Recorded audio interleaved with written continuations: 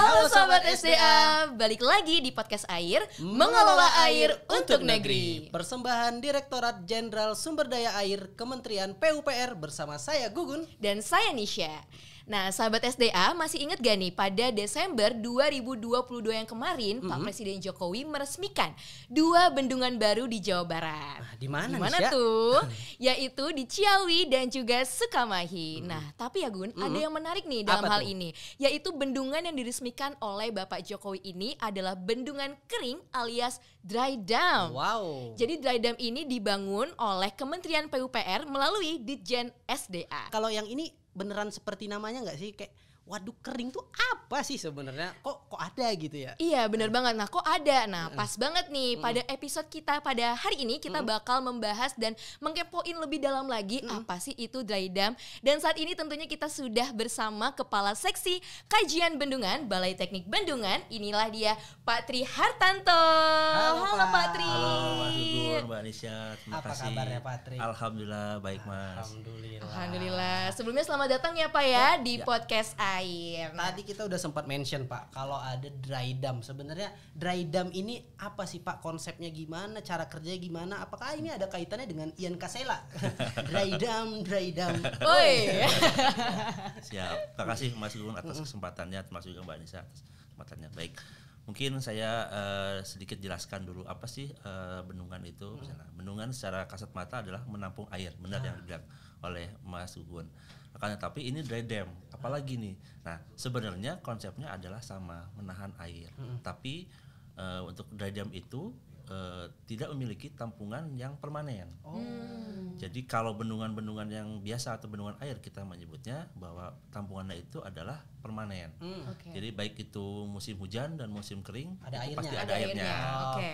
Nah, seperti misalnya contohnya yang terbesar di Indonesia itu yang di Purwakarta adalah Bendungan Jatiluhur. Nah, itu bendungan air.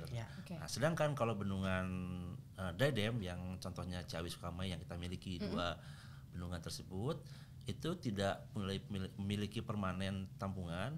Bila memiliki air biasanya pada musim penghujan. Nah, pada musim-musim kemarau dia tidak ada tambungan, tidak ada airnya di hilirnya. Oh, berarti kalau kita datang ke sana pas musim kemarau nggak usah ngomel-ngomel ya Pak. Kok ini nggak ada airnya. Katanya bendungan tuh nggak ada gitu ya. Nah, jadi konsep itu yang menjadi prinsipal atau dasar disebut sebagai bendungan kering. Kenapa dibangunnya di Ciawi sama Sukamahi? Kenapa nggak di Sukabumi? Nah, betul. Sukamahi. Kalau Sukanisha kan susah Pak. Ya, pertanyaan bagus nih. Jadi gini Mas Gugun, kenapa di daerah tersebut? Karena aliran sungai tersebut yang akan masuk ke dalam Jakarta. Oh iya. Seperti saya bilang tadi, ada beberapa daerah aliran sungai yang mengalir banyak ke Jakarta. Hanya yang berdasarkan studi sebelumnya itu yang menjadi paling efektif untuk mengurangi banjir di Jakarta. Tapi apakah pembangunan dry dam ini tidak hanya di wilayah Jawa Barat saja Pak, akan berlangsung di wilayah-wilayah yang lain di luar daerah Jawa Barat juga? Oke. Sebenarnya untuk konsep dry dam ini untuk saat ini masih di 2 bendungan ini Mbak Disa.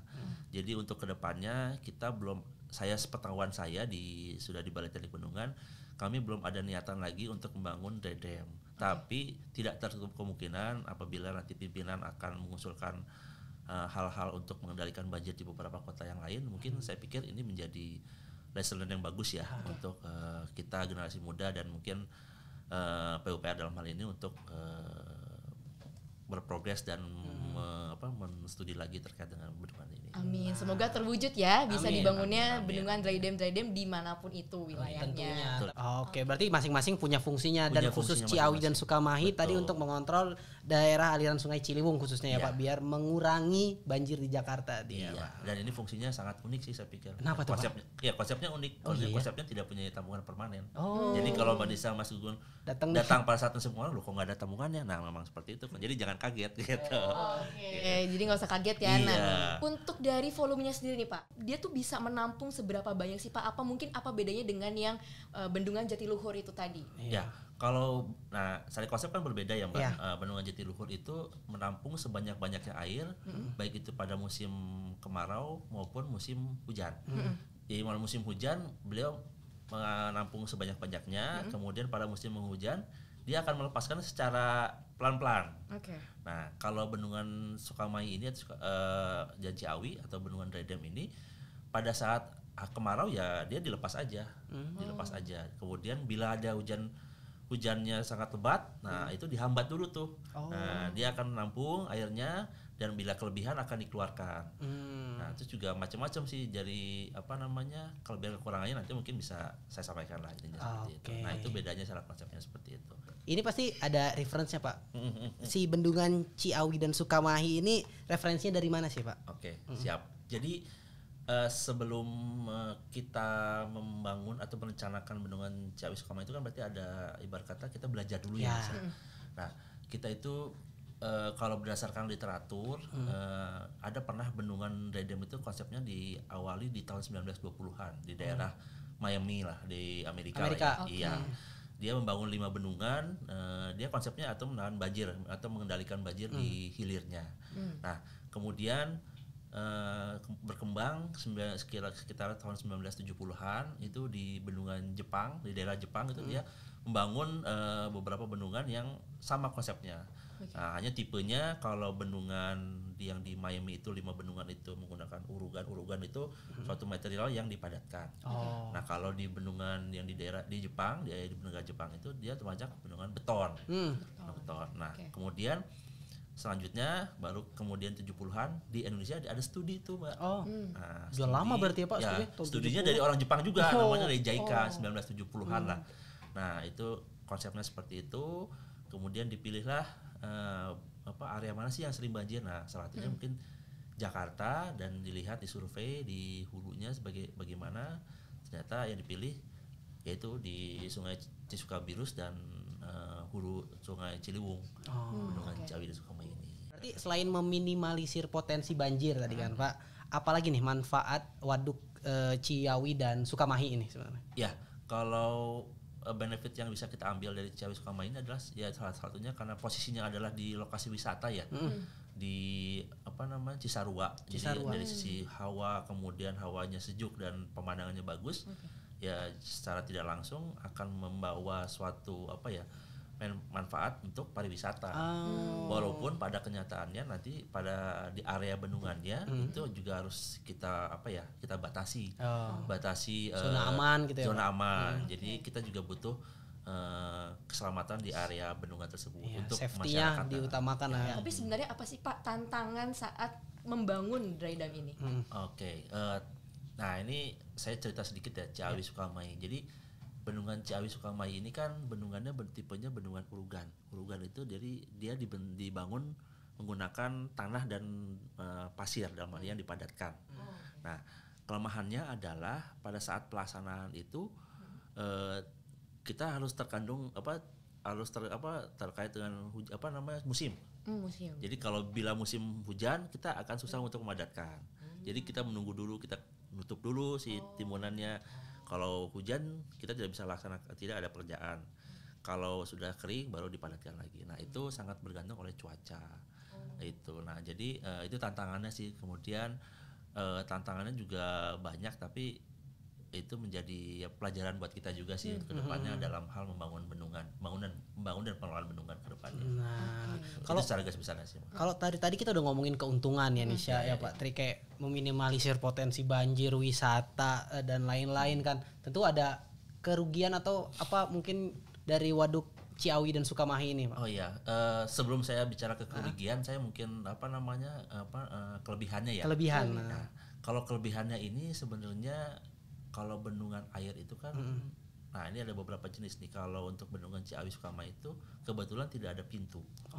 Nah, kalau bendungan yang biasa ada bendungan air itu seperti Jatiluhur misalnya, itu ada pintu. Nah, kalau ada pintu itu harus dioperasikan kan? Ada yang jaga ya Pak? Jaga kan. Nah, kalau Ciawi Sukamahi kelebihannya adalah tidak ada pintu, jadi tidak ada yang harus dikendalikan atau dioperasikan. Jadi si air itu mengalir saja. Nah, memang pada kenyataannya pada saat kemarin sebelum diresmikan oleh Pak Presiden, kebetulan ada curah hujan yang cukup besar di hulunya. Akhir tahun biasanya. Ya, makanya di akhir tahun tuh biasanya kalau di Jawa Barat itu musim hujan itu besar-besarnya. Betul. Nah, kekurangannya pada saat kemarin itu adalah banyak sampah. Di kita itu banyak sampah, baik itu sampah rumah tangga maupun kadang boulder tuh batu-batu bongkah batu yang terbawa arus. Nah itu akan menyebabkan penyumbatan dalam saluran tersebut. Nah itu tantangannya sih dalam hal pembangunan bendungan Ciawi Sukama ini, karena dari sisi lokasi bendungannya pun sebelum ada bendungannya pun sampah selalu ada kan ya. Kalau Mbak Nisa lihat di Jakarta banjir kan banyak ada kasur itu pun sama kami hadapi pada saat berarti di hulunya udah gitu ya. Ada kasur dan masih ada orang yang tidurnya Pak. Repot juga tuh. Tapi kalau mungkin yang Ciawi Sukama itu lebih ke sampah rumah tangga sih sebenarnya, kayak bungkus-bungkus makanan, kemudian bekas botol-botol minuman, sama batu-batuan juga sih. Oke, berarti kita ngingetin nih buat sahabat SDA, jangan lupa buang sampah pada tempatnya. Pada tempatnya, jangan sembarangan ya, karena buang sampah sembarangan bisa menghambat itu tadi. Iya, jadi dari hulunya udah sama kita aja. Sudah bagus-bagus membuat suatu infrastruktur, ternyata tidak manfaatkan, sayang kan Mas ya. Betul banget. Nah, itu kan peresmiannya Desember kemarin ya kan ya Pak. Pembangunan sendiri tuh menghabiskan waktu berapa lama sih Pak? Kalau pembangunannya saya agak lupa, tapi kalau nggak salah itu dimulai di tahun 2018, 17-18 lah kalau nggak salah. Saya agak lupa detailnya. Tapi ya itu tadi, kalau dari sisi perencanaan Mbak Nisa sendiri saya bilang tadi dimulai 1970. Sama orang Jepang aja ya Pak? Iya, berproses, kemudian desainnya sekitar 2014-2015, terus pelaksanaan pun kalau nggak salah kurang lebih ya 2016-17, saya agak lupa ya. Dan baru bisa alhamdulillah diresmikan di 2022 oleh Pak Presiden dan Pak Menteri. Luar Jadi biasa. capaian kami juga di Balai Teknik Bendungan dan Kementerian PUPR dan Dirjen SDA juga cukup. Terakhir Pak, sebelum kita tutup podcast ini, ke depan nih ada rencana bangun bendungan apa lagi nih, atau ada next project kira-kira apa nih? Siap. Jadi kami di Balai Teknik Bendungan, di Dirjen Sumber Daya Air, di Kementerian PUPR, kami diamanati oleh Pak Presiden. Selama 10 tahun kepemimpinan Pak Jokowi itu kami diminta untuk membangun 61 bendungan. Wah, 61 tahun ya. bendungan. Nah, itu pun tantangan bagi kami, tantangan karena untuk membangun bendungan itu tidak mudah Mas Gugun dan Mbak Nisa ya. Jadi multidisiplin, kemudian kompleks, kemudian dengan segala teknologi yang ada. Nah, kedepannya ini bendungan tuh kita masih punya sekitar 20-an bendungan yang akan selesai sampai 2024. Wow.